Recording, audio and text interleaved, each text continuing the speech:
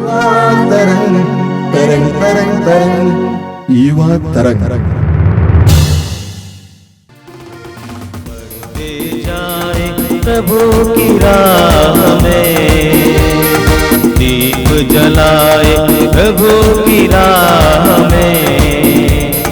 बढ़ते जाए प्रभु की राह में, दीप जलाए प्रभु की राह में।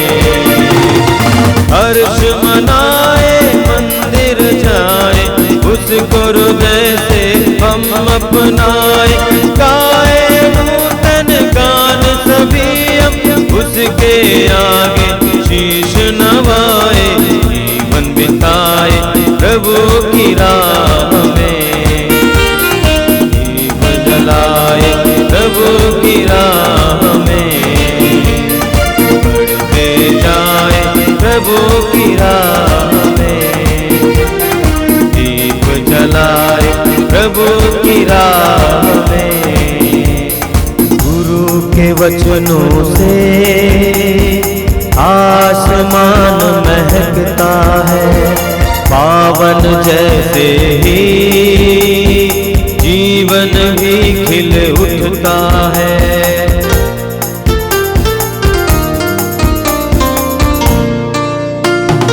गुरु के वचनों से आसमान महकता है, पावन जैसे ही जीवन भी खिल उठता है। प्रभु है पालक वो ही जीवन दाता, वो ही सबका गुरुवर। भक्ति और प्रेम का सागर भजते जाए प्रभु की राह में। बढ़ते जाए प्रभु की राह में, दीप जलाए प्रभु की राह में। बढ़ते जाए प्रभु की राह में, दीप जलाए प्रभु की राह में। सभी युवा भाई बहनों को जय सु। फिर एक बार मैं आप सभी का स्वागत करता हूं युवा तरंग कार्यक्रम में। मुझे खुशी है कि ये कार्यक्रम अच्छी तरह चल रहा है और आप काफ़ी अच्छी संख्या में इस कार्यक्रम से जुड़े हुए हैं। जैसा कि बार बार मैं आपसे कहता हूं, मैं आपसे कहूँगा कि इस कार्यक्रम को आगे बढ़ाइए, इसका प्रसार कीजिए। हमारे जीवन में जब दुख विपत्तियां आ जाती हैं, परेशानियां आ जाती हैं, अक्सर हम शॉर्टकट ढूंढते हैं, आसान तरीके ढूंढते हैं कि हमारे दुख मिट जाएं, हम अपने दुखों को भूल जाएं। कई लोग इसके लिए अश्लीलता का सहारा लेते हैं। कई लोग दुख के समय गलत गलत दोस्ती में आ जाते हैं, पड़ जाते हैं। और कई लोग मैंने देखा कि नशे का सहारा लेते हैं। और विशेष करके मैंने देखा बहुत सारे युवक युवतियां आज नशे के शिकार बन रहे हैं। कुछ ही दिन पहले एक युवती मेरे पास आई थी काफ़ी दूर से। उसने कहा कि कई वर्षों से मैं नशे का शिकार हूं, मैं परेशान हूं, परिवार वाले मुझसे परेशान हैं। नशा में बर्बाद करता है। कई कारण हो सकते हैं, गलत दोस्ती हो, या ये भी हो सकता है कि दिल के खालीपन हो या दिल का दुख हो। उसे मिटाने के लिए हम लोग शॉर्टकट ढूंढते हैं, आसान तरीका ढूंढते हैं, नशे को सहारा बनाते हैं। लेकिन वो नशा हमारे लिए एक बहुत बड़ा बोझ बन सकता है, जीवन के लिए एक बहुत बड़ी बाधा बन सकती है। ध्यानपूर्वक वचन सुनिए। मेरे युवा भाई बहनों, आपको आज के कार्यक्रम में स्वागत है। आज पूरा दुनिया आपको दोषी ठहराते हैं। सारे लोग आपके ऊपर उंगली करते हैं और बोलते हैं कि आप हर समय मोबाइल में लगे रहते हैं ना। सारे लोग आपको बुरा कहते हैं, डांटता है।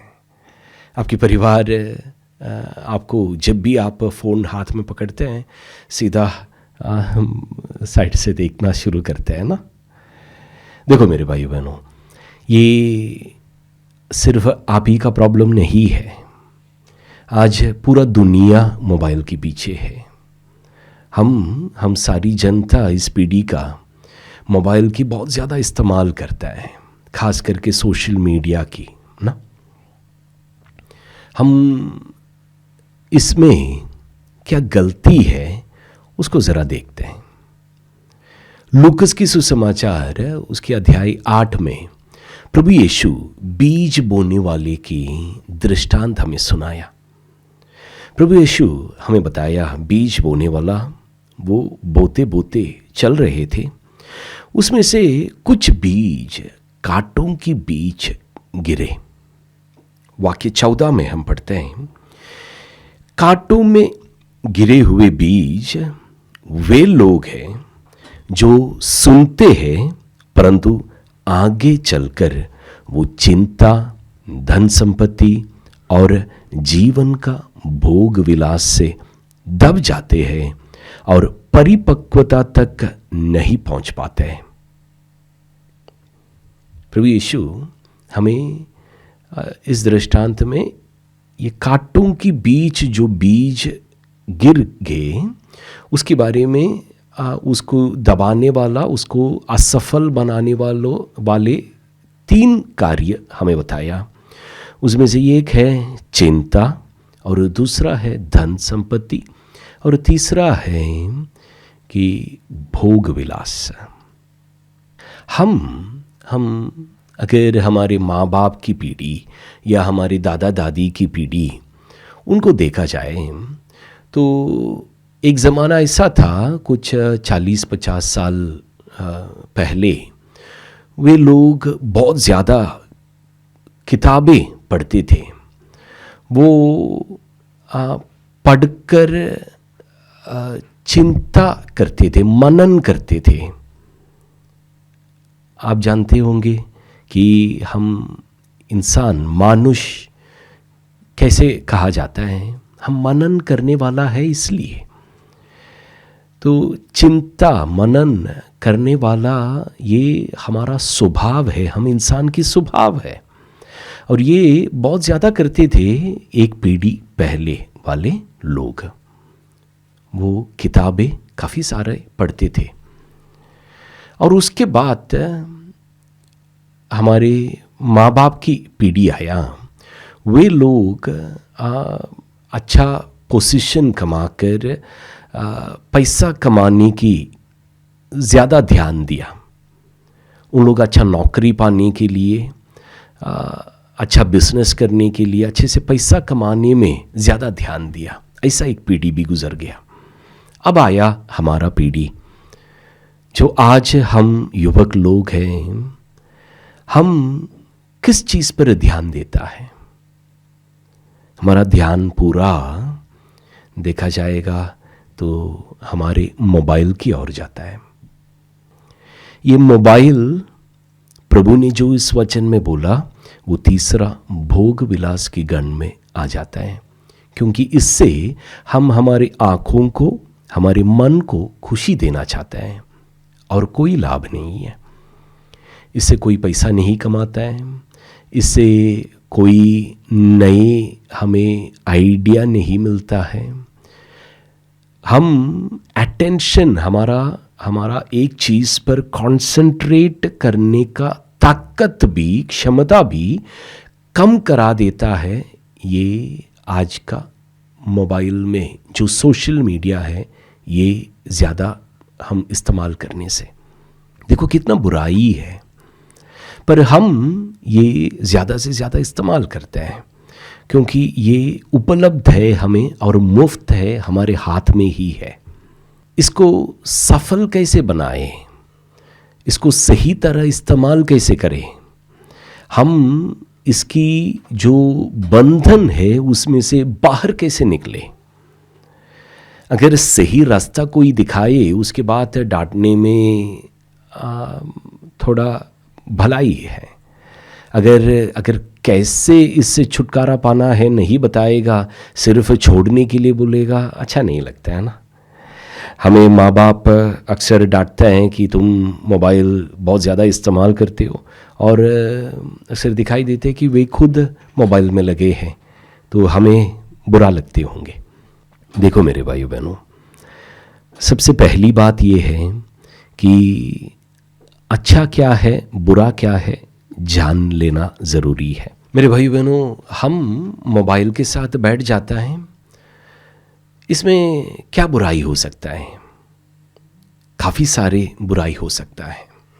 सबसे पहला बुराई ये है जो पाप की गण में हम गिन सकता है, वी आर डिसरेस्पेक्टिंग पेरेंट्स। हम माँ बाप की आज्ञाकारी नहीं बन रहे जब हम मोबाइल पकड़ के बैठ जाता है। देखो एफेसियों की पत्र अध्याय 6 में वाक्य 1-2 में जो आशीष हमें बताया लंबी उम्र का, वो पाने के लिए हमें माँ बाप की आदर करना है, उनकी आज्ञाओं की पालन करना है। हमारे माँ बाप नहीं चाहते कि हम पूरी समय मोबाइल में लगे रहे। पहला कारण देखो, हम जब मोबाइल में लगे रहते हैं, अक्सर ऐसा होता है हमारे माँ बाप हमारे पीछे पड़कर कई बार बोलता है कि मोबाइल छोड़ दो, कुछ और काम करो, या दुकान में जाओ, ये करो वो करो, कई बातें बताता है। जितनी बार हम डिसरिगार्ड कर रहे हैं, उनको अनदेखा कर रहे हैं, अनसुना कर रहे हैं, उतनी बार हम प्रभु की आज्ञा की उल्लंघन कर रहे हैं। पाप बन गया।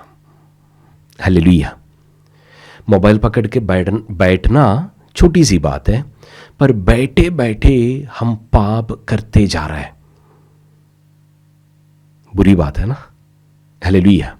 सिर्फ एक पाप नहीं, आगे भी है। देखो, हम प्रभु को अक्सर भूल जाता है, प्रभु को अक्सर भूल जाता है, खास करके सोशल मीडिया में। आजकल हम सोशल मीडिया में सबसे ज़्यादा प्रचार में जिन लोगों को देखता है, जो चाहे वो एनिमेशन हो या कार्टून हो या कैरेक्टर हो, जो हीरोज़ हीरोइंस, वो सब कई सारे नेगेटिव चिन्ह अपने कपड़ों में, अपने हाथों से भी वो ऐसे कुछ चिन्ह प्रकट करता है। टी शर्ट्स में प्रिंट किया होता है, या जहाँ उन लोग रहता है वहाँ ऐसे चिन्ह पिक्चर बनाया रहता है, पेंटिंग्स रहता है। ये सब हम बार बार देखता है। मेरे भाइयों बहनों, याद रखिएगा, आजकल सबसे ज़्यादा हमें जो देखने को मिलता है वो हत्यारों का चिन्ह, नेगेटिव चिन्ह, बुरी बुरी चिन्ह हमें देखने को मिलता है। जैसे कि हड्डी, स्कल का, हथियारों का, फिर ड्रग्स का, उस तरह की चीज़ों की बहुत ज़्यादा इस्तेमाल होते हुए हमें देखने को मिलते हैं। शराब पीते हुए, स्मोक करते हुए, वो सारी चीज़ हमें बहुत ज़्यादा देखने को मिलता है। आप कुछ समय का, ये पिछले कुछ समय का, सालों का, अगर सबसे पॉपुलर जो सिनेमा सीरियल वो सब देखें तो अत्याचार इतना ज़्यादा है, खून खराबा, उसको महत्व देकर वो सब बनाया गया है। हीरोज़ को सबसे ज़्यादा लोगों को मारने वाला सबसे बड़ा हीरो बनाकर हमें दिखाया जाता है। ये हमारा थिंकिंग पैटर्न, हमारा सोच की, हमारा दिमाग की घटना को बदलने की साजिश है, कोशिश है। देखिए मेरे भाइयों बहनों, हमारा जो बाइबल की अनुरूप माफ़ करने वाला, क्षमा करने वाला सोच, प्रभु यीशु क्रूस पर हमें जो सिखाया दूसरों को माफ़ करने के लिए जो हमारा दुश्मन है उनसे प्यार करने के लिए लूकस की सुसमाचार अध्याय 6 उसकी वाक्य 27 से आगे प्रभु ने हमें सिखाया कि हमारे दुश्मनों से प्यार करें, हमसे बैर करने वाले की मदद करें, हमें शाप देने वाले को आशीष दें, हमारे बारे में बुरा कहने वाले के लिए प्रार्थना करें। पर सीधा इसकी उल्टा दुनिया हमें सोशल मीडिया के द्वारा दिखा दिखा कर हमारे दिमाग से प्रभु की उन वैल्यूज़ को निकाल रहा है। मेरे भाई बहनों, ये बहुत बड़ी खतरा है। हम जितना ज़्यादा वक्त सोशल मीडिया में रहोगे, प्रभु की ओर से हमने जो पाया आत्मा की फल वो सब हम खो बैठ जाएगा। हम कितना भी प्रार्थना करें, आत्मा के फलों में हम प्रकट होना नामुमकिन हो जाएगा। जितना ज़्यादा वक्त हम सोशल मीडिया में लग रहे हैं, आप सबसे पहले ऐसा टारगेट बनाइए कि अगर आप 1 घंटा पूरा दिन में अगर 1 घंटा या आधा घंटा आप सोशल मीडिया में बिता रहे हैं तो उसका दुगुना समय आप प्रभु के सामने बैठ जाओगे। ऐसा एक फैसला करके आप शुरू कर लीजिए। छुटकारा आसान हो जाएगा आपके लिए। और जितना सोशल मीडिया के प्रभाव आपकी दिल में है वो घटकर ख़त्म होने में प्रभु की सानिध्य में आप बैठने से, प्रार्थना करने से आपको मदद मिलेगा। पवित्र आत्मा आपकी दिल में काम करेगा। मैंने अभी आपको बताया कि आप माँ बाप की बातों को अनसुना करके उनको आप दुखी बना रहे हैं, ऐसा आप पाप कर रहे हैं।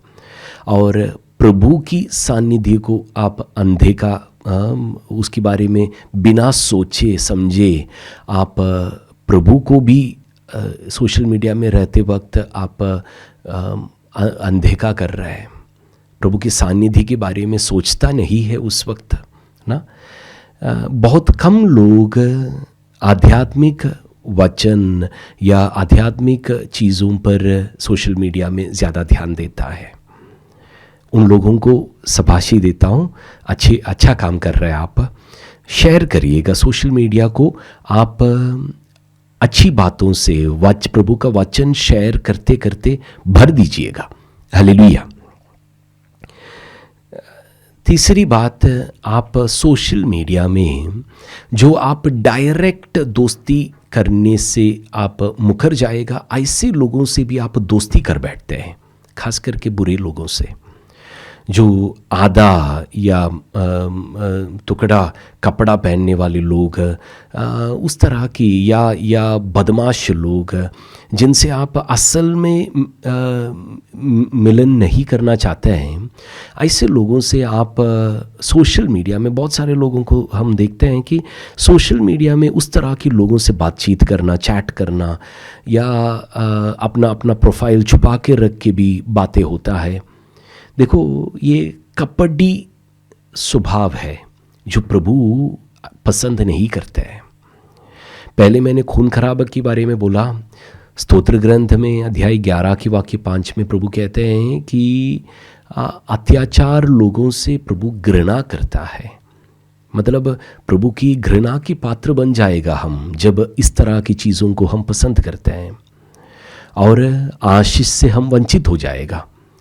अभी देखो, हम गलत दोस्तों से हम दोस्ती करने लगोगे तो उससे हमारे अंदर जो खूबियाँ हैं, प्रभु की दिया हुआ कृपा है, वो सब बर्बाद हो जाएगा, हम खो बैठेगा। दोस्ती ऐसा चीज़ है मेरे भाई बहनों, हम आँख बंद करके खोलने से अंदर हमारा स्वभाव, हमारे जो करीबी दोस्त लोग हैं वो बदल सकता है। मेरे भाई बहनों, सावधान रहिएगा। सोशल मीडिया में आप किन लोगों से ताल्लुकात रखते हैं, आप ध्यान रखिएगा, क्योंकि आप असल में उनका स्वभाव नहीं जानता है। अक्सर सबसे ज़्यादा फ्रॉड सोशल मीडिया में जो होता है, जो हमारे अकाउंट को हाईजैक करके हमारे बैंक अकाउंट से भी पैसा जो चोरी करते हैं, उस तरह की लोग सबसे अच्छा प्रोफाइल में दिखाई पड़ते हैं आजकल। मेरे जान पहचान की एक फादर का भी प्रोफाइल उस तरह हाईजैक करके लोगों से पैसा मांगा गया था। देखो मेरे भाइयों बहनों, सावधानी से रहिएगा कि किससे आप ऑनलाइन में दोस्ती बना रहे हैं। फिर देखो, आप गलत शारीरिक वासनाओं का हो या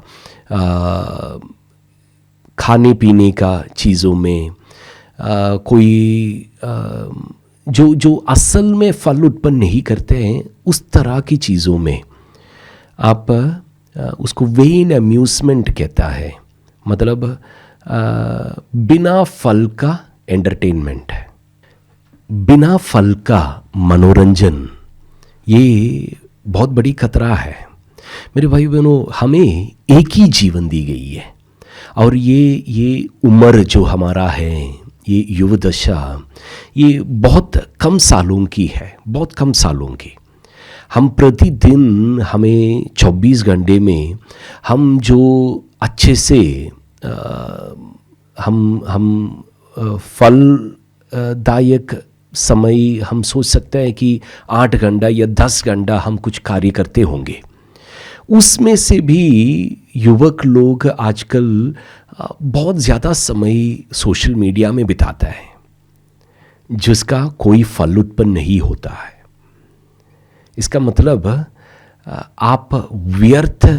आप अपना समय ज़ाया कर रहे हैं, व्यर्थ कर दे रहे हैं। इसका याद रखिएगा, आपको लेखा देना पड़ेगा। एक दिन आपकी उम्र खत्म हो जाएगा। इस धरती पर जीने के लिए आपको जो समय दिया गया वो खत्म हो जाएगा, और उस दिन, जिस दिन ये समय खत्म होगा, आपको आपकी मालिक के पास लेखा देना पड़ेगा कि आपने धरती पर क्या किया। दूसरों ने जो किया उसे सोशल मीडिया में देख देख के समय बिताया, ये बताने से आपको कोई सफलता हासिल नहीं होगा। मेरे भाइयों बहनों, याद रखिए, अभी से ध्यान रखिएगा। हम शुरू ऐसा करेंगे कि प्रार्थना करें। आप सोशल मीडिया में समय बिताइए, पर मैं आपको 2 क्लू दे देता हूँ, 2 तरीका बता देता हूँ। एक, आप जितना समय सोशल मीडिया में बिताएगा उसका दुगुना समय आप प्रार्थना में बिताएगा। और दूसरा तरीका ये है, आप अगर 1 घंटा बिता रहे हैं, आप आज की आपका अपना मोबाइल का सेटिंग्स में जाके आज कितना समय आप यूज़ किया मोबाइल, वो देखोगे, आपको पता चल जाएगा कि कौन कौन सा एप्लीकेशन में कितना समय आपने बिताया। वो आप देख लीजिए, और कल का दिन आप ऐसा करेंगे, आप ब्रेक करेगा वक्त, और हर 10 मिनट में आप ब्रेक करेगा, या 5 मिनट में, 10 मिनट में आप ब्रेक करेंगे, और लगातार आप मोबाइल को देखकर नहीं बैठेगा। हर 5 मिनट 10 मिनट में ब्रेक करेगा, उसके बीच में आप प्रार्थना में फिर 5 मिनट 10 मिनट बिताएगा। आप सोचेंगे थोड़ी देर कि आपको क्या फल मिला। लूकस की सुसमाचार अध्याय 13। प्रभु ने एक दृष्टांत सुनाया। किसी मनुष्य की दागबारी में एक अंजीर का पेड़ था। वह उसमें फल खोजने आया, परंतु उसे एक भी नहीं मिला। तब उसने दागबारी के माली से कहा, देखो, मैं 3 वर्षों से अंजीर के इस पेड़ में फल खोजने आता हूँ, किंतु मुझे एक भी नहीं मिलता। इसे काट डालो। यह भूमि का क्यों झेंके हुए है? परंतु माली ने उत्तर दिया, मालिक, इस वर्ष भी इसे रहने दीजिए। मैं इसकी चारों ओर खोद कर खाद दूंगा। यदि यह अगले वर्ष फल दे तो अच्छा, नहीं तो इसे काट डालिएगा। जब भी आप ब्रेक लेके 1 मिनट के लिए प्रार्थना करेंगे, इस वचन को याद रखिएगा और सोचिए आपने क्या फल सोशल मीडिया में रहते हुए उत्पन्न किया। जब दिल को काटा चुभे, दुखी लगे कि ये कोई फल उत्पन्न नहीं हुआ, सीधा प्रभु का एक वचन, एक अच्छा प्रवचन, कुछ ना कुछ प्रभु के लिए, प्रभु का राज्य की व्यापन के लिए सोशल मीडिया में शेयर करिए। और उसके बाद सोशल मीडिया धीरे धीरे सही इस्तेमाल करना शुरू करिए। ज़्यादा समय नहीं, कम करते जाइएगा। God bless you. जय यीशु। आइए हम प्रार्थना करें। प्रभु यीशु, मैं तुझे धन्यवाद देता हूं आज के सुंदर दिन के लिए। मैं इन सारे भाई बहनों को तेरे हाथ में समर्पित करता हूं जो इस समय इन वचनों को सुन रहे हैं। विशेष करके मेरे छोटे भाई बहनों को, बेटे बेटियों को। जीवन की इस यात्रा में कई समय ऐसे आते हैं जो हमारे लिए दुखदाई हों। ऐसे क्षणों में नशे का आसानी से लोग सहारा लेते हैं। प्रभु, मैं विशेष करके इस समय मेरे छोटे भाई बहनों के लिए प्रार्थना करता हूं। शैतान के हर प्रकार के वादे से इनको बचा के रखना, हर प्रकार के डिस्ट्रैक्शन से इनको बचा के रखना, विशेष करके नशे से बचा के रखना, क्योंकि नशा बहुत खतरनाक है। आगे वे नशे के शिकार बन जाएंगे और उससे बाहर आना मुश्किल हो जाएगा। प्रभु यीशु, उनको सुरक्षित रखना। यीशु, तेरे पवित्र वचन में तूने कहा, यदि पुत्र तुम्हें स्वतंत्र करेगा तो तुम सचमुच स्वतंत्र बन जाओगे।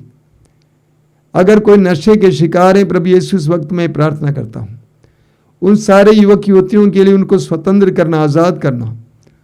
तू एकमात्र है जो हमें पूरी तरह से स्वतंत्र कर सकता है। सिर झुकाइए मेरे भाई और बहनों।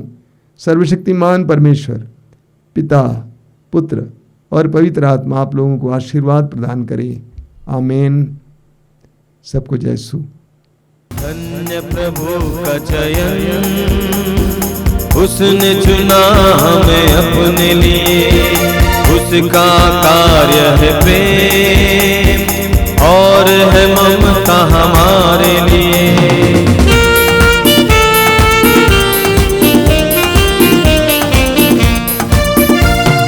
धन्य प्रभु का चयन, उसने चुना हमें अपने लिए। उसका कार्य है प्रेम और है ममता हमारे लिए। प्रभु है पालक, वो ही जीवन दाता, वो ही सबका गुरुवर। भक्ति और प्रेम का सागर, भजते जाए प्रभु की राह में, बढ़ते जाए प्रभु की राह में। दीप जलाए प्रभु की राह में, बढ़ते जाए प्रभु की राह में। दीप जलाए प्रभु की राह में। हर्ष मनाए, मंदिर जाए, उसको हृदय से हम अपनाए। गाए नूतन गान सभी, उसके आगे शीश नवाए। जीवन बिताए प्रभु की राह में, दीप जलाए प्रभु की राह में। बढ़ते जाए प्रभु की राह में, दीप जलाए प्रभु की राह में। दीप जलाए प्रभु की राह में, दीप जलाए प्रभु की राह।